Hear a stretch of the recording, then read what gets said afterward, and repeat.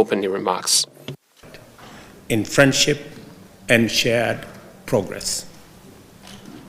As such, this visit is to aligning on Kenya's political and socio-economic priorities. So immensely grateful for China's timely humanitarian support.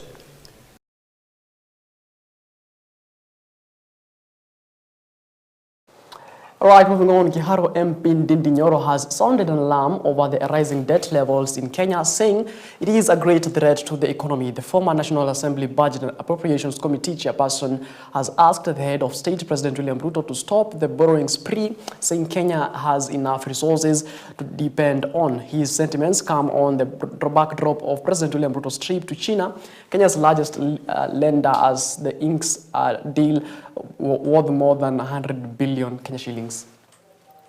Kenya, we must be very prudent in the management of our debt. Whether we like it or not, that is a very great threat that we face as an economy. Ukiangalia fedha ambazo tunakopa kama nchi, I believe there is another better way we can manage our public resources bila kuongezea Wakenya hapo beleni madeni kubwa. Na tukisema hayo, tunasema pia tukioffer solutions. And I gave the other day, instead of borrowing money that we are borrowing, for example, and these are things that I used to say even when I was serving in the previous position. If you check on in all the Hansards in parliament, I always used to raise these issues. Government assets exist to make money for the government. They do not exist as jewels. Zile assets ambazo serikali iko nazo, zingine hata hakuna fedha iliwekwa hapo. Government stake, for example, in Safaricom is more than or going to 300 billion Kenya shillings. It was more before. If we value an asset like Safaricom very well, the government can easily get the monies that we are borrowing externally by selling just a proportion of Safaricom as an institution. And the government can still continue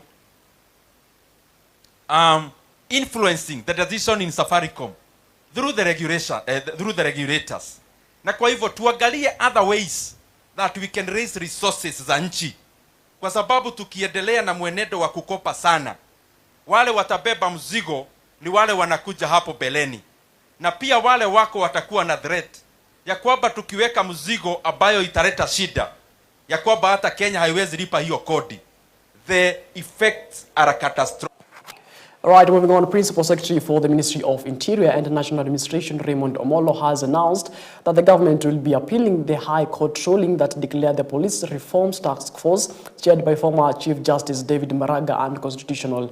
The Maraga Task Force proposed over 500 police reforms focusing on improving welfare, salaries, housing and training, and modernizing security operations, but was declared unconstitutional. While maintaining that they respect the ruling, Omolo revealed that they will be seeking an appeal since they have streamlined some of the recommendations that had been issued by court. Court decision challenged the constitution of the task force, but it primarily focused on the role of the National Police Service Commission. And out of the 271 recommendations that came, 16 of those recommendations are the ones that were actually challenged. What we have agreed on is that we respect the decision of the court, and more so insofar as those 16 recommendations are concerned, and we will be pursuing redress through the court process to address those 16 recommendations. And what it means that out of the 571 recommendations, the rest of the other recommendations, we will continue with their implementation. Now, the Cabinet is set to consider the report by Presidential Task Force on Review of Laws Governing Religious Organizations in Kenya. Interior Cabinet Secretary Kipchumba Murkomen has said Murkomen revealed that a Cabinet committee is seized of the report of the task force chaired by Rev.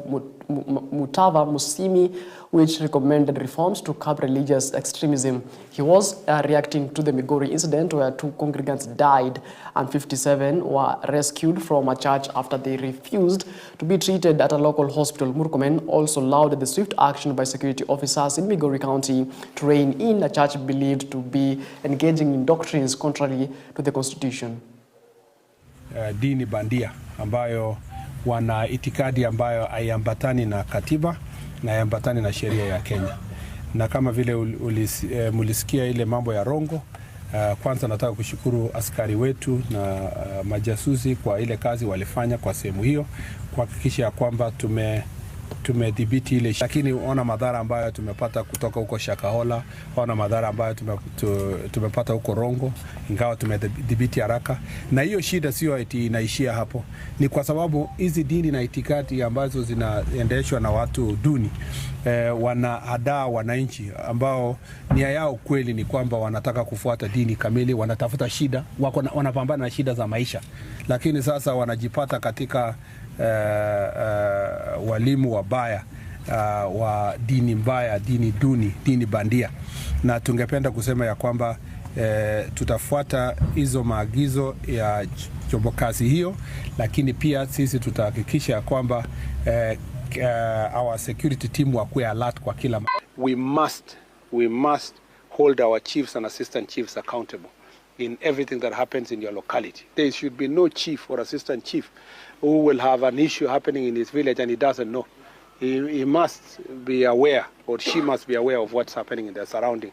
And we want to make sure that these issues are going to be sorted at the local level. And that's why when we are saying we are strengthening national administration, we are strengthening it to make sure that it is responsive to the security needs of the people. And now, moving on, Speaker of the National Assembly Moses Wetangula will fly out Thursday, April 24th evening to present Kenya at the funeral of Pope Francis set for Saturday, April 26th at St. Peter's Square in the Vatican. Wetangula paid tribute to the late Pontiff's legacy as he led fellow lawmakers in offering condolences at the Apostolic Nunciature in Nairobi. Former Prime Minister Raila Odinga, who joined the delegation, echoed those sentiments. Moses has already said, with the first Pope from the global south, and he exemplified the spirit of hope, of reconciliation, and of compassion wherever he went. When he came here, he was a very simple person, and he met and talked with people of all walks of life. He was a very charitable person, and he has traveled the length and the breadth of the world, like any other pope before him. He's been to Africa, several parts of Africa, to Asia, of course to South America and Europe generally. And each time there is trouble or problems anywhere in the world, he has been a voice of reason. Pope Francis touched many people. We paid tribute to him in the house, observed a minute's silence, and in my communication I quoted one of his very profound statements, that the world is like a public hospital that heals wounds, that warms hearts, that he stood for building bridges between people and communities and not barricading walls around people. Now, former Migori Governor Okoth Obado has told the High Court trying him for the murder of Rongo University student Sharon Otieno that he had promised to fully support as she was expectant with his child, rejecting the prosecution's theory that he killed Sharon because he was expectant. Obado, who was in the dock of the second day of Thursday, rejected the prosecution's claim that he was uncomfortable with Sharon due to the pregnancy. The former county boss said he offered to spend up to 3 million Kenya shillings on Sharon and her child by buying a plot of land and building her a house in Homa Bay. The hearing will continue on May 19th of 2025. Enumerated here a number of inconsistencies.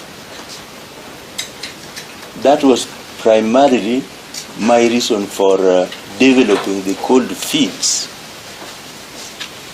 and terminating the relationship. And I stated that That was around February, March of 2018. For those particular reasons, I am prepared to review my decision and allow an adjournment to the date set in May. That will be the 19th to the 23rd of May 2025, when the accused 2 and accused number 3 will be expected to proceed with their respective defense cases. Now, the political landscape in Trans Nzoia is increasingly becoming turbulent as a rift deepens between allies of National Assembly Speaker Moses Wetangula and Trans Nzoia Governor George Natembeya. This tension played out in Shikendu Community constituency during a funeral fundraiser for the late former MCA Eric Musumba. Former Health CS Susan Nakumisha did not hold back as she took direct aim at Governor Natembeya, accusing him of fueling unnecessary political divisions in the region despite critical sectors like health continuing to face major setbacks. Lazima tuulize. Huyu Eric alikufa akiwa barabarani kupelekwa wapi? Referral. And we have a referral hospital in Trans Nzoia. My people, maswali lazima tuulizane. Hii tawe sio dawa. Hii tawe sio vifaa vya hospitali. Hii tawe sio maji. Tafadhali ambia Governor George Natembeya, we want the referral hospital to be functional. Ili kukiwa na mtu anataka kupeleka referral, wasipeleke Eldoret, walete wapi? Trans Nzoia County Referral Hospital. Yako ya Ukatoliko, wacha sisi tuongee mambo ya Uanglikana. Ama nimeongea mbali? Kwa hivyo wale wote ambao wanaongea mambo ya siasa, ongea siasa ya mrengo yako. Siasa ya mrengo ingine tafadhali wachana nayo. Sisi tuko hapa, Trans Nzoia ni Kenya moja, Trans Nzoia ni Kenya ndogo, tuko hapa tutaishi, na wakati ya siasa ikifika tutafuela pamoja kwa sababu chama cha Ford Kenya ni chama imara na kinarudi kuogomboa ile nafasi tuliacha. But the national government inatakana irelease pesa ikuje kwa county, kwa sababu pesa ya county ya Trans Nzoia iko juu deni almost 262 million. Tunaomba tu kwa heshima, wewe ukikuwa huko muweze kutetea counties siweze kupata pesa waweze kununua. Right from Trans Nzoia County to Kiambu County, and the governor for Kiambu County, that is Kimani Wamatangi, now says he will not be cowed by intimidation tactics from his political detractors. Now, after days after the Ethics and Anti-Corruption Commission's EACC launched a probe into the alleged fraudulent deals of 1.5 billion Kenya shillings in the county, Wamatangi dismissed reports linking his administration to financial irregularities, stating that he remains committed to transparency and accountability. Wamatangi's remarks comes a few days after EACC initiated an inquiry into procurement procedures and expenditure within Kiambu County. Kuna chuki, akae na chuki yake. Ule mtu anapenda Wamatangi, asimpenda Wamatangi, lakini wacha Wamatangi. Mimi kazi yangu ni kufanyia watu wangu kazi. Mimi sina maneno. Ule mtu anataka siasa, afanye siasa ile mahali anataka. Hapa Kiambu hakuna siasa. Na Wamatangi hataki siasa mwaka huu. Ama namna gani? Na 26 watu wa Kiambu hatutaki siasa. Tunataka siasa mwaka wa 27 ile ambapo kuna uchaguzi. Anatu wado hitu. Hilo ndio maisha, mambo simple sana. Wale viongozi wengine wanaweza fanya quota of what we are doing. Hapo ndio tunaweza inua watu wetu kutoka kwa umaskini na tuwaweke kwa hali sawa. Na vile tulikuwa tunafanya kampeni, tulikuwa tunasema mambo ya bottom up, ya kwamba tutainua yule mtu wako chini, tuhakikishe tumemuinua juu. Hii ndio manifesto ambayo tunaendelea kutimiza kama vile tulikubaliana na watu wetu. Na kwa mambo ya uongozi wa county na zile siasa ambazo zinaenezwa hapa, tunaomba wabunge wetu wale wakiwa 11, kwa sababu kuna mmoja ambaye ni msafi, tunauliza wao wachane na siasa zile za kutupotezea na wakati. Now, clinical officers in Nairobi County have commenced a strike to protest the county government's failure to implement demands, including the enforcement of career guidelines, promotions, and staffing issues. The officers, speaking through their union representatives, have vowed not to return to work until all their grievances are fully addressed. At the heart of the protest is the demand for the implementation of career guidelines developed by the Ministry of Health last year. The guidelines were agreed upon by all stakeholders in May of 2024. It outlines clear career progressions of clinical officers, and yet it remains unfulfilled. our employer. It is notable to note that we have negotiated, we have discussed, we have had meetings, but nothing is forthcoming. Every time we go into meetings, there is nothing that comes out of that meeting.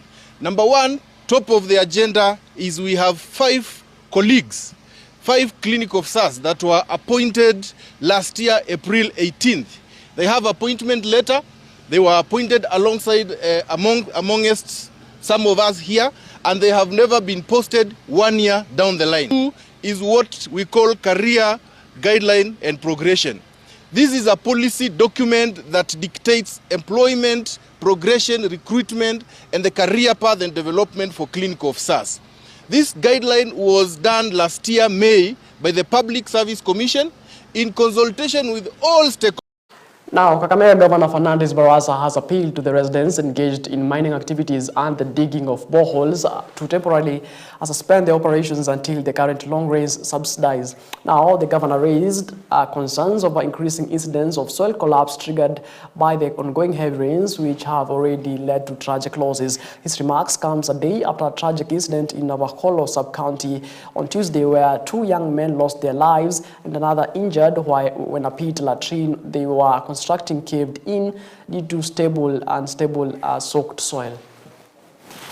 Tumekuwa pia na visa mbalimbali za ajali ambayo inatokana na uchimbaji migoti na pia wale ambao wanachimba choo kwa muhula huu wa mvua. Ningependa kuchukua nafasi hii kuambia watu wetu ya kwamba tuweze kusimamisha mambo ya uchimbaji migoti wakati huu wa mvua nyingi na pia uchimbaji wa choo. Jana tumepoteza ndugu wetu wawili pale Bushiri. Kifo chao kilitokana na kuboromoka kwa choo because the ground caved in, na hiyo ni mambo ambayo we can actually zuia vitu kama hizo ili tuweze kufanya shughuli hiyo after the long rains.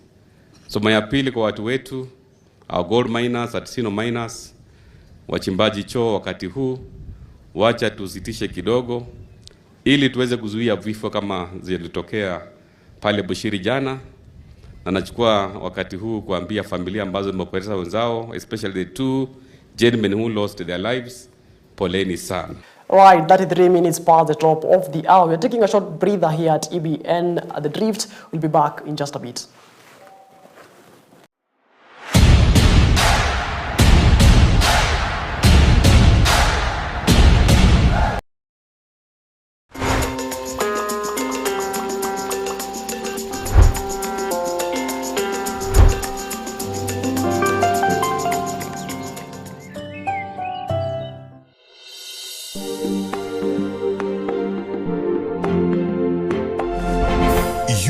Watching EBN TV, transforming your world. Escape the chaos, embrace tranquility. Welcome to Lukenya Getaway, your serene retreat away from the city's hustle and bustle. 2025. Now let's kickstart those making headlines on the Star newspaper dated today. Now, top story on the Star newspaper says, inside Ruto's new Chinese 650 shillings billion SGR contract. Now, you'll remember that the SGR railway line is set to be expanded.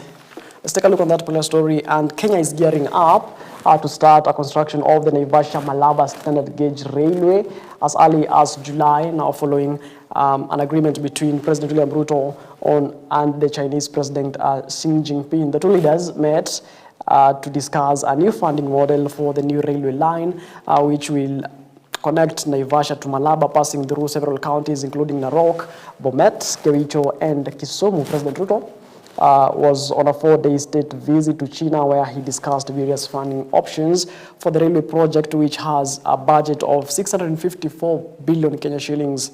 Now, the project is part of the Kenya's broader strategy to enhance transportation infrastructure and connectivity within the region. Right, let's take a look on what making headlines on matters education. And major U-turn as CS Ogamba gets mathematics back on curriculum. Now, education CS Julius Ogamba now says the government will reinstate some form of mathematics in the senior secondary schools across all pathways.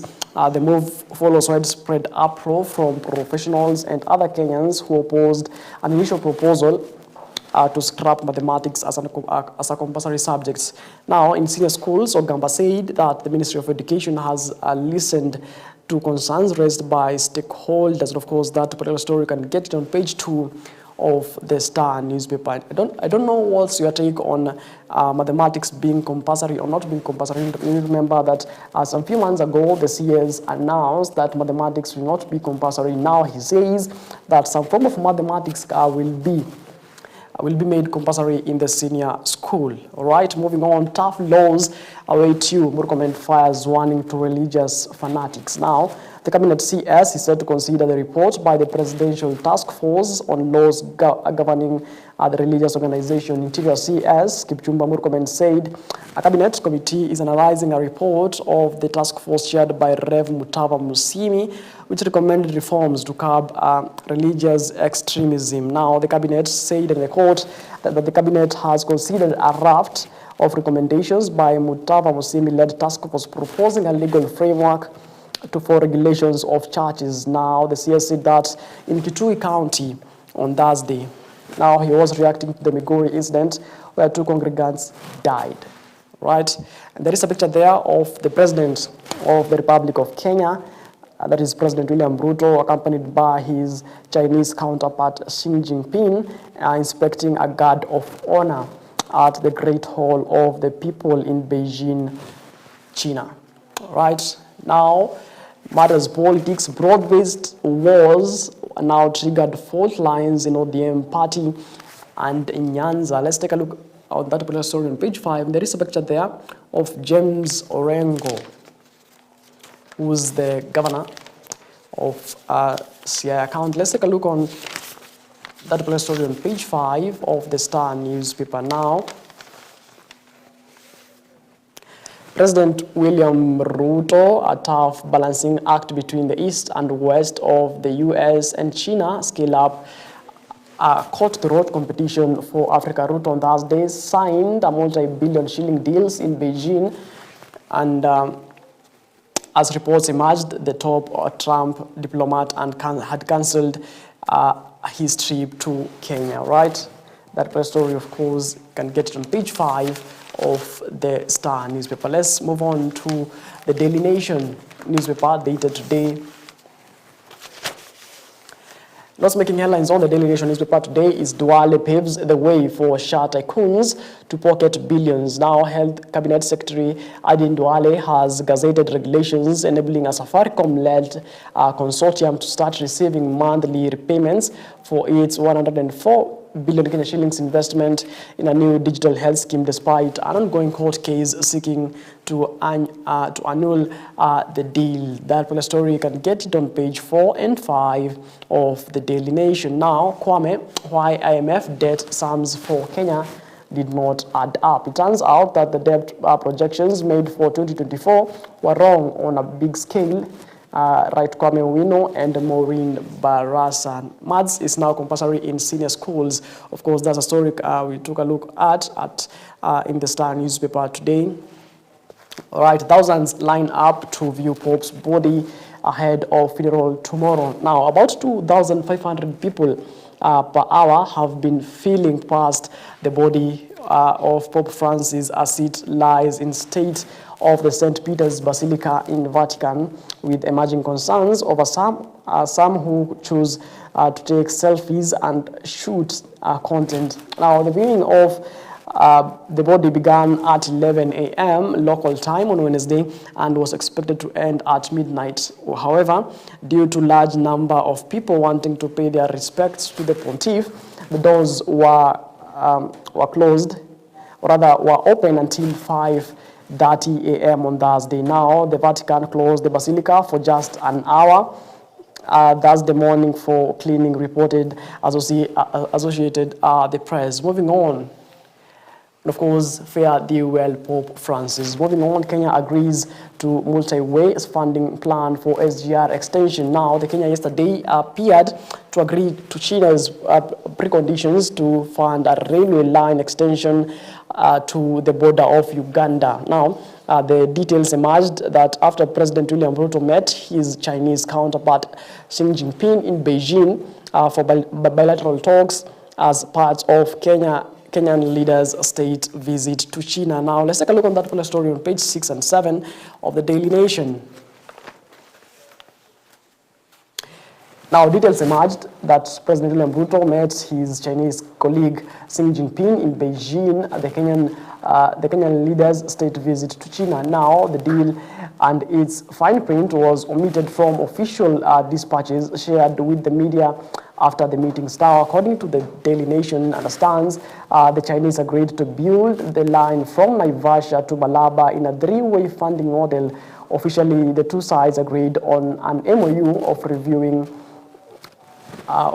the model. Now, sources indicate that Kenya had agreed on a tougher funding model, this time as it seeks at least $4.5 billion to complete the line from Naivasha to Malaba and raise the viability of the project. Now, the model involves part funding from Kenya government up to 30% of our commercial venture collaboration between Chinese infrastructure lenders and local banks to the tune of 40% and a top-up of 30% from the Chinese government. Right, that's a story. You can get it exclusively on page 6 and 7 of the Daily Nation newspaper dated today. Moving on to the Standard newspaper.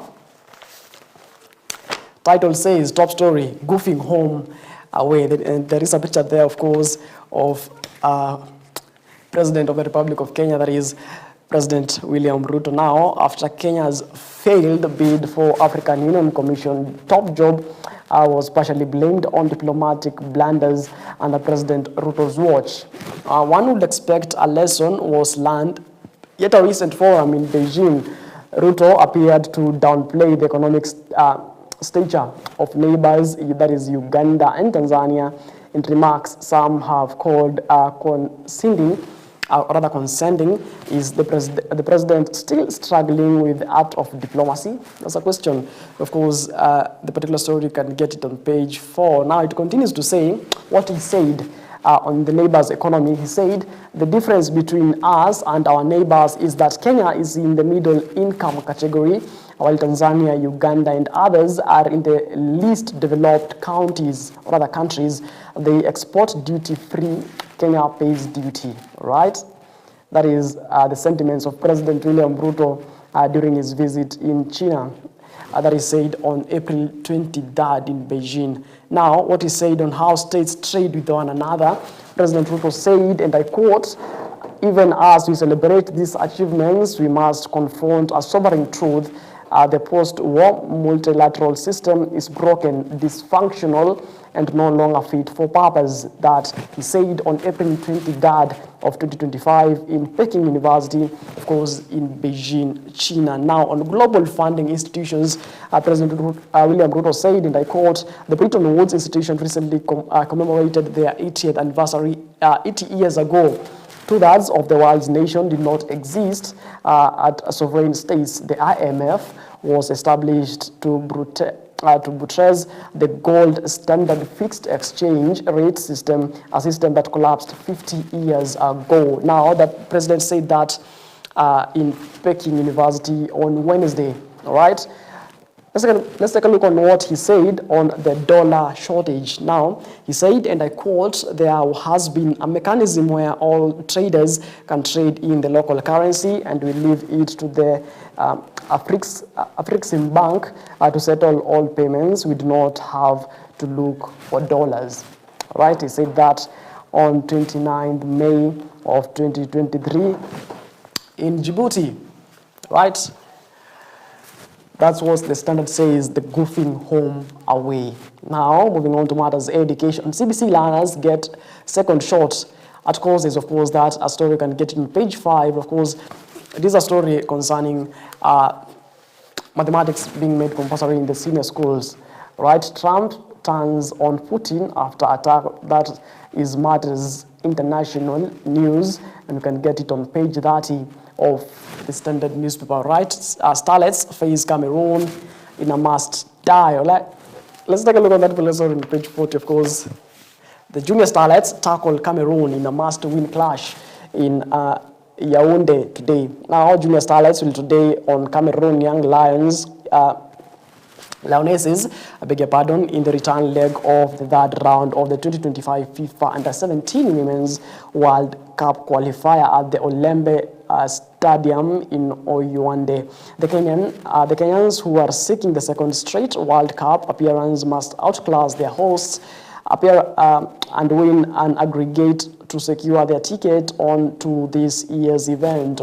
Going into the day's clash with the 1-goal deficit, Starlets face an uphill task, for they must win by at least a 2-goal difference. Now, their great determination and hunger for success will put to the test, for this is the time that they find themselves trailing and have to work much harder to overturn the deficit and win. Starlets head coach Mildred Cheche urged her charges to keep their eyes on the prize and not let the fear of playing away to stop them achieving their dreams. And of course, all the best to the junior Starlets as